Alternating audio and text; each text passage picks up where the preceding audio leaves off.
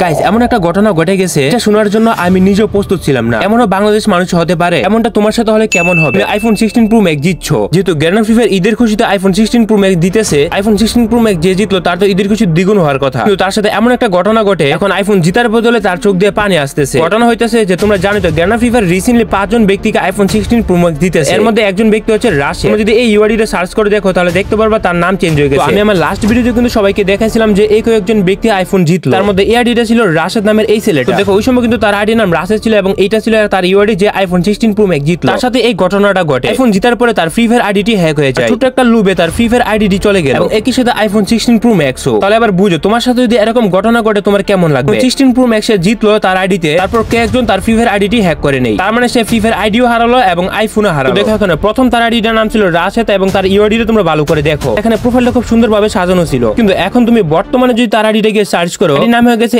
S4X। তার আইডিটা হ্যাক হয়ে গেছে, এটি তার প্রমাণ। এবং প্রোফাইলে লেখা রাখছে sorry brother, better luck next time. মানে বুঝো হ্যাক করে আইডি নিয়ে এখন সে আইফোন 16 প্রো ম্যাক্স নিয়ে নেবে এবং প্রোফাইলে লেখা রাখছে বেটার লাক নেক্সট টাইম। এরকম মানুষ হলে এমনটা করতে পারে, ও জানে না সবকিছু গ্যারেন্টার হাতে। ওই দিন কাহিনী যেটা করে আমি শুরুতে বলি, তো কাল 11:45 এর দিকে ছিল আমাকে ইনস্টাগ্রামে নক দেই। তো আইফোন 16 প্রো ম্যাক্স যে সে জিতলো সেটার স্ক্রিনশট প্রথমে আমাকে দেয়। আইফোন 16 প্রো ম্যাক্স যারা যারা জিতছে না কেন তো তাদের সামনে এরকম একটা কংগ্রাচুলেশন লেখা আছে। এটা প্রথমে দিয়ে আমাকে এইটা বলে যে তার যে ফ্রি ফায়ার আইডিটি আছে ওই আইডিটি হ্যাক হয়ে যায়। তো তার কথা হলো যে আইফোন 16 প্রো ম্যাক্স জিতার পরে সে ফর্ম ফিল আপ করে ফেলে, সে তার সম্পূর্ণ ডিটেইলস দিয়ে ফর্ম ফিল আপ করে। প্রথম ফর্ম ফিল আপ করার পরে সাকসেসফুল হয়ে যায়, কিন্তু তার পোস্ট কোড যেটা দিয়েছিল সেটা ভুল দিয়েছিল এবং দ্বিতীয়বার পোস্ট কোড ঠিক করে সে সাবমিট করে। দ্যাট মিন্স সে দুইবার কিন্তু সে তার ফর্মটা সাবমিট করে। কিন্তু এরপর তার সাথে ঘটে এক অবাক ঘটনা। ঘটনা হচ্ছে যে তাকে কেউ একজন এসে বলে যে তুমি কি স্পোর্টস খেলতে চাও?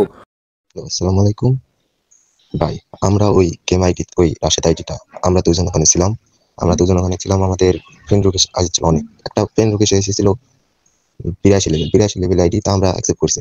ওরে কি বলে আমি শুনতে চাইছি, সে আমাদের থেকে স্পোর্টস খেলার জন্য কথা বলে আমাদের হোয়াটসঅ্যাপ নাম্বার চাই। আমরা বলি স্পোর্টস খেললে আমরা স্পোর্টস খেলার ইচ্ছা জাগায়।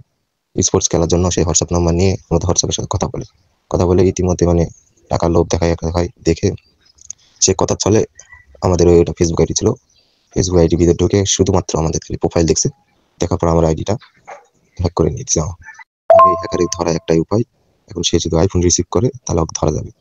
আর রাশেদ আইডি ওখানে আইফোন আমরা সব ফিল আপ করে দিয়েছিলাম, মানে প্রথমে আমাদের সব ডিটেলস দিয়ে দিয়েছিলাম, এখন তা পরবর্তীতে আবার দেওয়ার অপশন আছে মনে হয়, হ্যাকার মনে হয় সেটা দিয়ে দিছে। আর ভাই জাস্ট ফেসবুক প্রোফাইল দেখে সেই আইডি হ্যাক করে নিছে এমন, তাহলে আমাদের আইডি সেভ কিভাবে থাকবে? ধরে নেন আমারটা এরকম হয়ে গেল, মানে অনেক মানুষ আছে, মানে ধরে নেন ফেসবুক সব আইডির লোকেরই এরকম হয়ে যাবে, মানে আপনি প্রোফাইল দেখাবেন সে হ্যাক করে নেবেন। আমার কোনো অন্য ডিটেলস আমরা তাকে দেইনি বা তার লিঙ্কে কোনো প্রবেশ করিনি, সে শুধু আমার ফেসবুক আইডি দেখছে আর আইডি সব নিয়ে নিছে। আমাদের কাছে প্রাইমারি রিকভারি বলতে দুইটা জিনিস আছে, যে ইমেলটা আমাদের কাছে বর্তমানে নাই, মানে আনভেরিফাইড অ্যাকাউন্ট ছিল ওটা, আর ফেসবুক মানে হোয়াটসঅ্যাপ নাম্বারে যে কোডটা নাম্বার আছে নাম্বারে ওটা কোড আসছে না। আমি বাইনের কথা বলেছেন, বাইনের কথা তো আপনার 14 দিন লাগে, 14 দিন একটা লাগলে অনেক একটা। আমি 14 দিনে আমার মনে ইভেন্ট 7 দিন মতো হয়ে গেছে, সে এখন এক ক্লিকে ক্যান্সেল করে দিতে পারে। আমরা চেষ্টা করেছিলাম ঢোকেন না ভাই, ওটা চেঞ্জ করা বলতে ওখান থেকে ওই 50 নাম্বার বা যেটা মানে হোয়াটসঅ্যাপ নাম্বার কোডটা না নিলেও চেঞ্জ করা যাবে না। আর আমরা তো ফর্ম ফিল আপ করে দিয়েছিলাম, মানে প্রথমে আমরা একবার ফুলভাবে করে দিয়েছিলাম, তারপর একবার আমরা ধরে নেন ওই হ্যাকারের জন্য আমরা আলাদা করে আরেকবার ফর্ম ফিল আপ করেছি। এখন তারপরে যদি সে ফর্ম ফিল আপ করলে তাহলে সে তো বুঝতে পারলে 82 লেভেল একটা আইডি থেকে তাকে রিকোয়েস্ট পাঠায় কেউ একজন, ওই 82 লেভেলের প্লেয়ার তাকে স্পোর্টস খেলার লোভ দেখায়, তাকে টাকার লোভও দেখায়। লোভে পরে সে কি করে তার ফেসবুক আইডি লিংক দেওয়ার পরে কোনো রকম কারণ ছাড়াই কোনো কিছু ছাড়াই তার আইডিটি হ্যাক হয়ে যায়। তবে পরবর্তী সময় আমি তাকে জিজ্ঞেস করি তুমি যে আইডি মালিক এটার প্রমাণ কি? প্রমাণ হিসেবে সে আমাদেরকে এইটা পাঠায় যে প্রথম যে ফর্মটা ফিল আপ করে দ্বিতীয় যে ফর্মটা ফিল আপ করে দুইটা প্রায় সেমই, শুধুমাত্র পোস্ট কোডে ভুল থাকার কারণে শুধুমাত্র পোস্ট কোড সে চেঞ্জ করে। এর মাধ্যমে এটা প্রমাণ হয় যে সে আসলে রিয়েল ওনার। প্রমাণ করে সে প্রথমে সে আইফোনের জন্য কন্ট্যাক্ট সাবমিট করে পরে দ্বিতীয়বার সে আবার চেঞ্জ করে সে পোস্ট কোড সাবমিট করে। এই জিনিসটা আমাকে সঠিক করে সে পাঠায়। দ্যাট মিন্স এটা দ্বারা প্রমাণিত হয় যে প্রথম রিয়েল ওনারই আইডি কোড সাবমিট করে। তো এখানে এই বিষয়ে আমি বা কি করতে পারি? এখানে আমি যেটা করি, তবে ওয়েট গাইস, তোমরা যারা বাংলাদেশের মধ্যে 100% ট্রাস্টের সাথে ফ্রি ফায়ারে ডায়মন্ড টপ আপ করতে চলে যাও ফেজ টু টপ আপে। এখানে তোমরা বাংলাদেশের মধ্যে সবচেয়ে কমে ফ্রি ফায়ার ডায়মন্ড পেয়ে যাবে। এই সাইডে তোমরা উইকলি মান্থলি থেকে শুরু করে সবকিছু প্রায় অন্য সাইডের তুলনায় অনেক কমে পেয়ে যাবে। আর বেসিক্যালি আমি অলওয়েজ এখান থেকে টপ আপ করি, কোনো রকম ঝামেলা ছাড়াই গেম ইউআইডি দিয়ে নিজে টপ আপ করে নেওয়া যায়। সত্যি বলতে প্রাইস কম থাকার কারণে আমি নিজেই করি, লিংক পিন কমেন্টে দেওয়া আছে।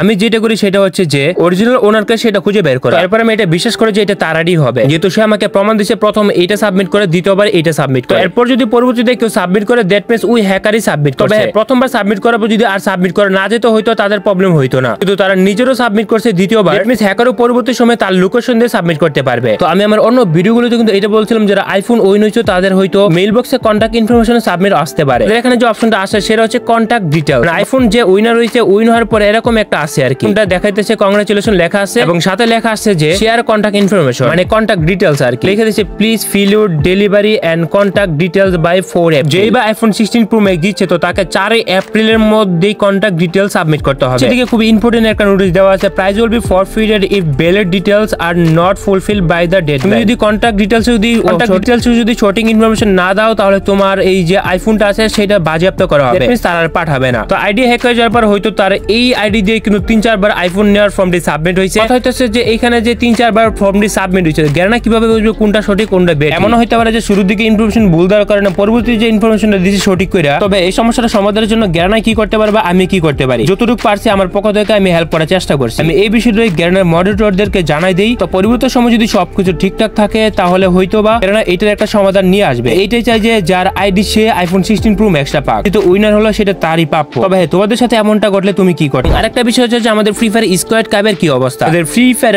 অলরেডি স্কোয়াড কাপের রেজাল্ট দিয়ে দিয়েছে, রেজাল্ট চেক স্কোয়াড কাপের পুরো লিডারবোর্ড চেঞ্জ হয়ে গেছে। স্কোয়াড কাপে যারা যারা হ্যাকার ছিল তাদের সবাইকে কিন্তু লিডারবোর্ড থেকে রিমুভ করা হয়েছে। সম্ভবত আমি যদি ভুল না হয়ে থাকি তাদের আইডিও ব্যান করা হয়েছে ইতিমধ্যে। তোমরা যদি খেয়াল করো এই বিষয়টা দেখে আমার খুবই ভালো লাগছে। লিডারবোর্ডে থাকা প্রায় সবগুলো টিমে হ্যাকার ছিল, তো সবাইকে কিন্তু লিডারবোর্ড থেকে রিমুভ করা হয়েছে। যেগুলো টপ স্কোর ছিল, টপের মধ্যে ছিল, তাদেরকে কিন্তু রিমুভ করে দিয়ে করে উপরের দিকে আসল প্লেয়ার গুলোকে ঢুকানো হয়েছে, যারা যারা ফেয়ার খেলছে তাদেরকে আর কি। আমি যেটা আগে থেকে সন্দেহ করছিলাম টপ 100 এর মধ্যে যারা আছে তাদের ম্যাক্সিমামই হ্যাকারকে লিডারবোর্ড থেকে রিমুভ করা হয়েছে। এই মুহূর্তে তোমরা গিয়ে যদি লিডারবোর্ড চেক করো তাহলে দেখতে পারবা একদম উপরের দিকে আছে আমাদের আরএসকে টিমটা। আরএসকে কিন্তু লিডারবোর্ডে 2 নম্বরে ছিল, কিন্তু হ্যাকার টিমটা রিমুভ হয়ে যাওয়ার পরে আরএসকে টিমটা চলে আসে 1 নম্বরে। তো এই লিডারবোর্ডের দিক দিয়ে গ্র্যান্ড ফ্রি ফায়ার কিন্তু ভালো একটা কাজ করছে যে ফেয়ার যারা যারা মোবাইল দিয়ে গেম খেলছে তাদেরকে লিডারবোর্ডে রাখছে, বাকি যারা যারা ফেয়ারলি গেম খেলে না তাদের সবাইকে লিডারবোর্ড থেকে রিমুভ করছে আর সম্ভবত আইডিও ব্যান করতে পারে। আরএসকে এই টিমটা খুবই ভালো পারফরম্যান্স করছে, দ্যাটস ওয়াই তারা 50,000 করে ডায়মন্ড জিতে গেছে। এবং দ্বিতীয় যে টিমটা আছে সে রিজিওনাল ব্যাটলে ফাইট করে 2 নম্বর হয়েছে, সেটা হচ্ছে ডক্টর আর্মি। তো ডক্টর আর্মি এই টিমটা সম্ভবত নেপালি হবে, তারাও এই স্পোর্টস টুর্নামেন্টে ভালো একটা পারফরম্যান্স করছে, তারা ফেয়ারলি মোবাইল দিয়ে গেম খেলে টপে চলে গেছে। এবং 3 নাম্বার টিমটা কিন্তু এখানে নেপালি চলে আসে। এখানে নেপালি যে নাম দেখা যাইতেছে তার